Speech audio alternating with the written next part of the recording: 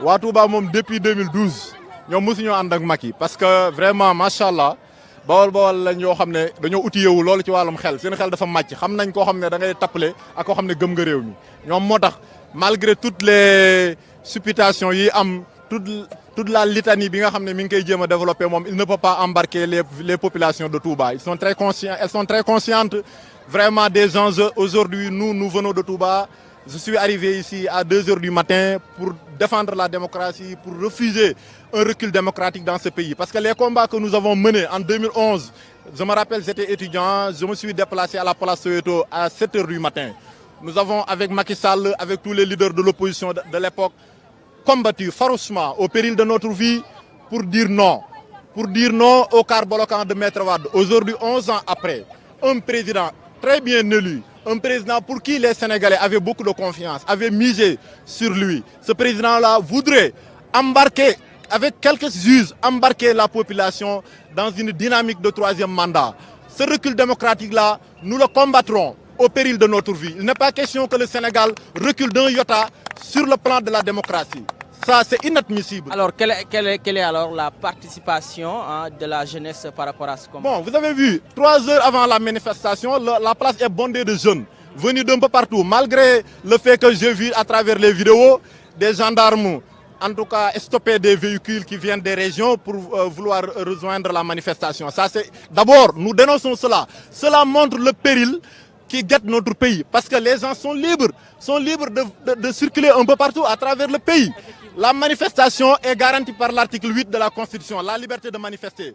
Ça, c'est un droit fondamental.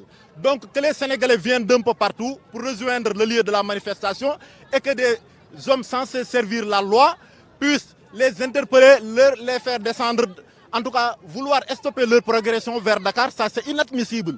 Et ça montre, en tout cas, la manière dont le pays est géré. Parce que les gens qui gèrent le pays n'obéissent pas aux lois, malheureusement. Ils obéissent à la volonté d'un président de la République qui se fout absolument du respect de la loi. On ne peut pas être président de la République, être la clé de voûte des institutions, être le garant du fonctionnement des institutions et se permettre de torpiller la loi. Ça, c'est inadmissible. On ne peut pas, encore une fois, demander aux citoyens sénégalais de respecter la loi, de se conformer à la loi et de venir violer la loi eux-mêmes. Ça, nous ne l'accepterons pas. Je demande à tous les jeunes Sénégalais qui viennent d'un peu partout, qui sont un peu partout à travers les contrées les plus reculés du pays, de ne pas accepter la volonté d'un seul homme. Ce pays-là, il ne l'a pas hérité de ses ancêtres. Ce pays appartient à tous les Sénégalais. Il n'est pas question, ou quelle que soit l'obédience, notre obédience politique, d'accepter que ce soit président Sonko, que ce soit Abdoulaye Wade, que ce soit Macky Sall, que ce soit Khalifa Sall, qu'on puisse violer la loi. Cela, nous ne l'accepterons pas, ni pour Macky, ni pour le futur président du Sénégal. Ça, que ça soit clair et net. Que ça soit clair et net. Ce n'est pas acceptable et nous ne l'accepterons pas. En tout cas, en ce qui me concerne, moi, je suis prêt à mettre ma vie en péril, sinon je ne viendrai pas ici. S'il faut passer sur les cadavres pour briguer le suffrage des Sénégalais, nous sommes prêts à nous dresser devant lui pour que ces chars puissent passer sur nos cadavres pour accéder au palais. li ma bëggoon wax mooy di ñaawlu d'abord di saluer d'abord la mobilisation des jeunes parce que à 3 heures gis nañ ne 3 heures avant la manifestation gis nañ nit ñi niñ génne jeunes yi bàyyi nañ seen liggéey ñëpp li ñu doon def bàyyi nañ ko daal di ñëw teew ci manifestation bi loolu ñu koy rafetlu xam ne jeunes yi léegi am nañ conscience bu baax a baax ci enjeu yi loolu léegi kenn mënatu leen a nax aujourd'hui nag danger bi gete Sénégal gis ngeen ay bus yoo xam ne dañoo yeb ay jeunes di ñëw ñu stoppé leen di leen wàccee loolu nag violation la bu garaaw a garaaw bu loi parce que sénégalais am na droit circuler librement un peu partout à travers le pays donc que des forces de l'ordre qui sont censées servir la loi et n'ont aucune autorité que ces forces de l'ordre là puissent accepter qu'on leur donne des ordres qui violent les lois qui sont censées défendre ça c'est inacceptable bu ñu ko nangu réew mi Macky donduwu ko ci ay maamam réew mi sénégalais yëpp ko bokk dañ kaa élire pardon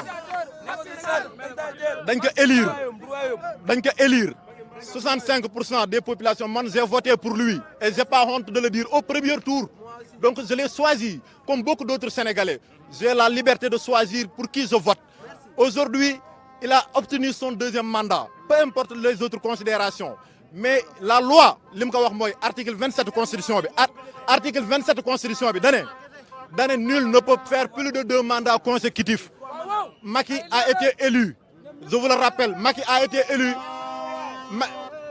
été élu sur la base de la constitution de 2001. Et la constitution de 2001 déjà fixé le nombre de mandats à 2. Ce qui a changé entre-temps, de 2001 à maintenant, c'est la durée c'est la durée du mandat. Mais le nombre de mandats n'a jamais varié. Si vous écoutez bien Macky Sall et son ministre, qui est un tailleur de haute couture de la Constitution, Ismaïla Madior Fall, lui, il a très clairement dit, et il fait partie des rédacteurs de la Constitution, il a très clairement dit que Macky ne peut pas faire plus de 2 mandats consécutifs. Lorsqu'il est élu pour la seconde fois, il était fini pour lui. Donc aujourd'hui, malgré les tergiversations que vous sentez à travers ces paroles qui sont ambivalentes, c'est qu'il veut faire un second mandat. Ce conseil constitutionnel, composé de 7 magistrats, dotés de tous les moyens, je ne les appelle pas des sages, parce qu'un sage ne prend jamais, un sage ne prend jamais une décision de justice qui a une motivation politique. Les décisions de justice qui ont rejeté les listes de titulaires de Yewwi Askan Wi à la proportionnelle, ces décisions de justice-là, moi je les ai lues. Il y a des motivations politiques. L'article L177, L149 de la Constitution a très clairement dit que les listes sont indivisibles. On ne peut pas avoir une liste. Ma laaj leen waaye yow bu ñu nee sa liste proportionnelle titulaire baaxul waaye nag sa liste suppléant mën naa dem kii ñu ne ko sa liste suppléant baaxul waaye sa titulaire mën naa dem waaye yow kon boo liggéey bu élection amee mais jërul ñu def suppléant nañ def benn liste rek loolu conseil bi ñoo ko wax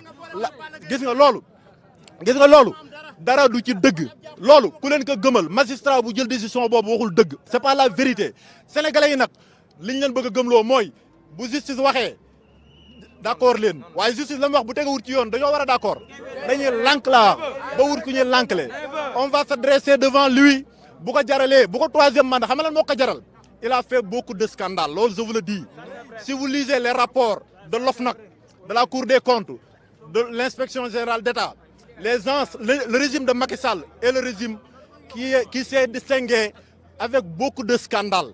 Aujourd'hui, en 2024, il sait pertinemment que s'il quitte le pouvoir, le président qui va venir, il va auditer sa gestion et il va rendre compte, ses sbires vont rendre compte.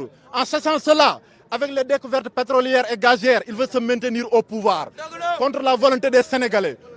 Malgré l'appui des Occidentaux, nous nous dresserons contre lui comme ce qu'a fait le peuple malien. Le peuple malien a refusé que la France puisse manipuler, diviser le pays. Aujourd'hui, la France a quitté le Mali grâce à la détermination des Maliens.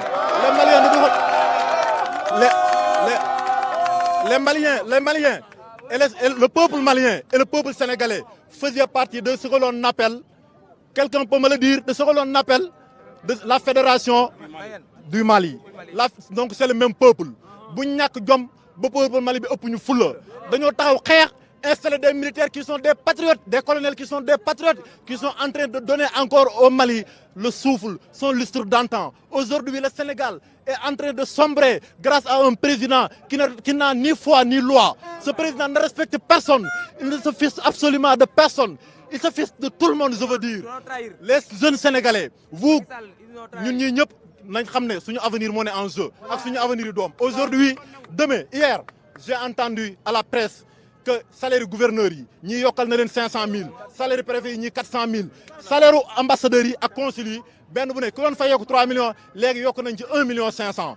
yéen ñi ñëpp waaw attends yéen ñi ñëpp ku ci jënd bic wala nga jënd ci maillot wala nga jënd ci mbubu boo sol am na benn TVA buñ ci dugal xaalis boobu la dajale di séddale ñenn ci réew mi te bàyyi ñun ñii ñëpp mu bàyyi ñu est-ce que loolu war nañ ko accepter mais réew mi réewum ñëpp la lan moo tax ñu war a tànn ñenn jël leen di leen jox xaalis bu réew mi ñeneen ñu jaar leen tege à côté ñu nekk ay doomi baadoo la loolu pourquoi ñu koy nangu nañ bañ bu ñu jaralee suñu bala nga ne naam ne fa bu ñu jaralee suñu bakkan yi nañ ko ci teg mais bu ñu nangu mukk que réew mi nekk réewum ñeneen ñu bëgg leen a xàjji loolu duñ ko nangu. En ce qui me concerne man je suis prêt à donner ma vie parce que mes intérêts personnels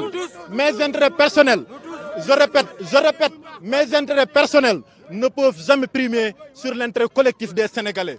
Je crois profondément au collectif, au peuple sénégalais. Dressons-nous comme un seul homme contre la volonté, un peuple qui veut se libérer. Je terminerai par dire ceci. L'esclave qui n'est pas capable d'assumer sa révolte ne mérite pas que l'on s'apitoie sur son sort. Seule la lutte libère. Voilà, ñu ngeen doon dégg nag muy ab citoyen bàyyi ko foofee ca Touba ñuy wax ni gis nañ